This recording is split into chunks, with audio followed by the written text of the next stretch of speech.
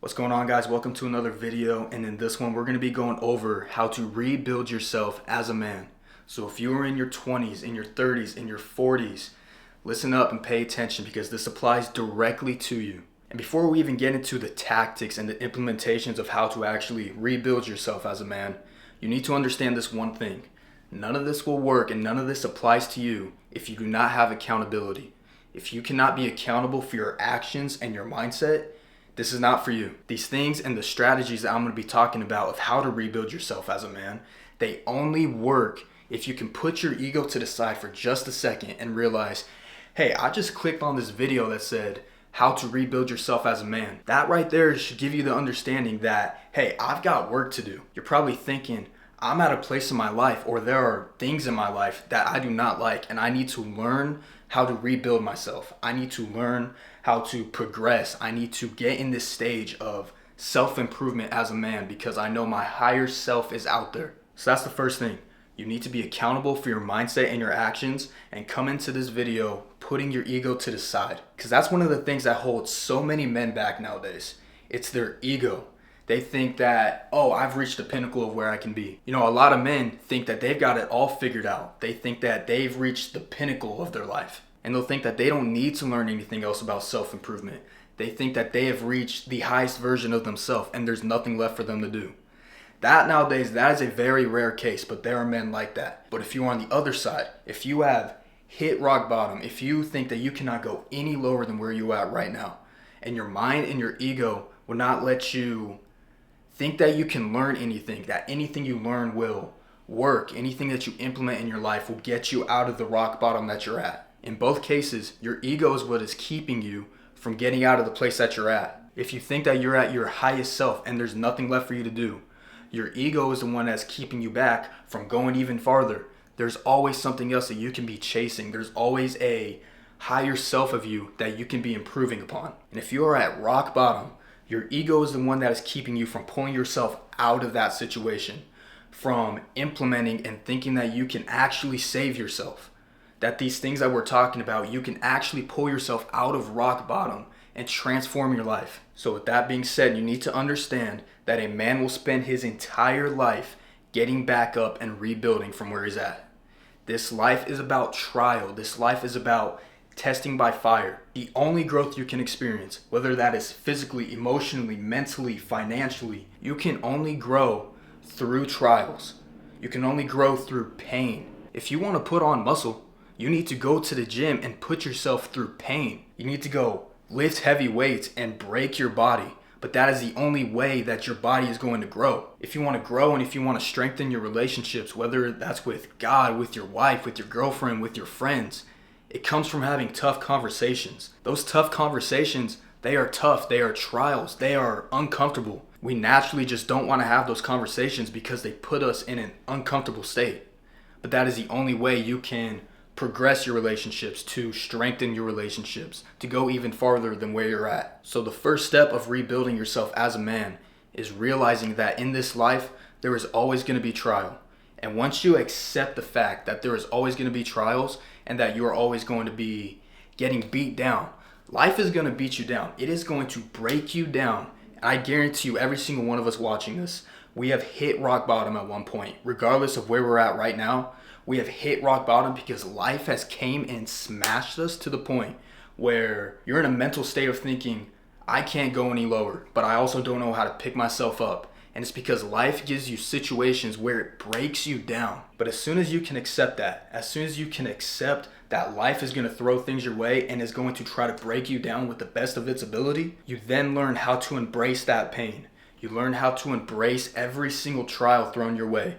Because in the Bible it says, God tries us by fire. He disciplines those who he loves. Every trial in this life is an opportunity for self-improvement, to grow our endurance, to grow our character. So embracing that pain and embracing every single one of these trials, they're only going to lead to self-improvement. Okay, now step number 2.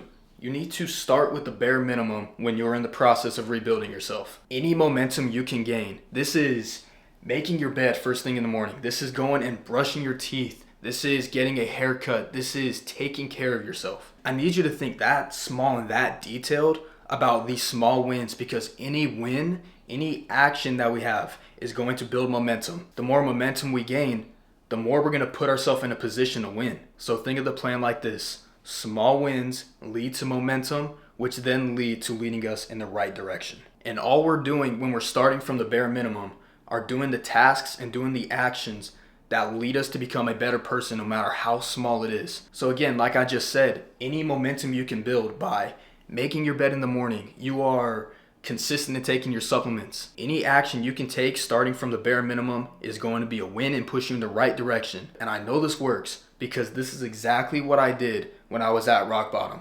When I thought I couldn't go any lower, and by the way, you can always go lower. Trust me on that. You can always go lower. When I was at that rock bottom, the bare minimum wasn't even on my to-do list. I wasn't even taking care of myself, taking care of how I looked, taking care of how my room was. So when you're at rock bottom, you don't care about the bare minimum. So when you start doing the bare minimum tasks, it's going to push you to the right direction and you're going to build momentum that you can continue building off of. You're going to be able to go accomplish greater tasks in the future because you have built the momentum doing the small things. Number 3 is beware of how much you enjoy sleep. If you're in a point of your life where you are viewing sleep as an escape from your life, an escape from the tasks that you have to complete, the things that you got to do, that right there should tell you that something is wrong and that something is off up here. Trust me, it happens to every single man where we look forward to where we can go to bed, because then it doesn't mean we have to put up and do the things that are required of us in the outside world. It is super common in men, and trust me, if you feel like this, you are not alone. I have been there many times, and I will end up there many times. If you get to a place where you start enjoying sleep more than being awake and working towards your better self, you need to stop it right there. You need to stick to a system. You need to get out of bed as soon as your alarm clock hits. This is exactly what I did. My alarm clock would hit at 5 a.m. because I decided I was going to challenge myself and get up at 5 a.m. because it was uncomfortable, but it was going to push me to my higher self. So I put my phone far enough away from me right before I went to bed to where I would have to get up out of bed and walk to turn my alarm off. That got me up and got me to do exactly what I said I was going to do. And that is the only way you can build confidence. You need to build up an undeniable amount of evidence that you are who you say you are. If you say you are a disciplined man, you need to build up the evidence that you are a disciplined man. If you say you're going to get up at 5 a.m., you need to get up at 5 a.m. You cannot just think about it. But if you say that you are a strong man and a great husband and a strong father, but then your actions in your life show that you are incapable of making any strong-willed decisions, that you cannot be clear-cut and concise in what you are deciding for your family, if you are half in and half out in your decision-making, and you do not have a strong will and do not set the standard for your family, you will never become the man, the husband, the father that you want to be and that you know you were meant to be. You know what you need to do. You know that there is a greater purpose for you out there. But the only way that version of you will ever come to life is if you build an undeniable amount of evidence that you are that man. So in short, don't get too comfortable with sleep. And lastly, number 4, you need to keep moving. You need to hate boredom, because there is a difference between resting and boredom. There is a difference between resting and just not doing what you need to do. So any action you can take, big or small, whether it's something as small as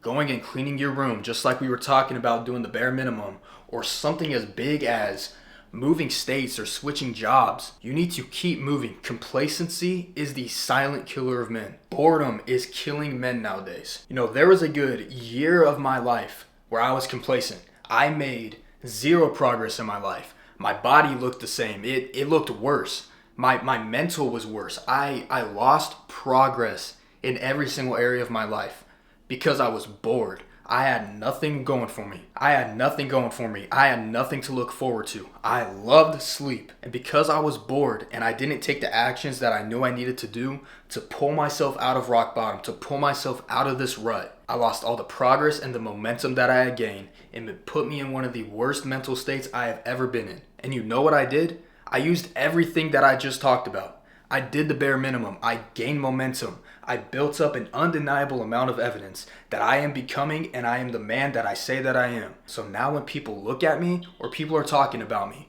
they can't say anything else except for that this is a God-fearing man. because I built up the evidence and I took the actions I needed to take to be able to prove that. I am that man. I am not anything else. They can only say that I go to the gym and I train hard consistently. I'm a fitness coach now.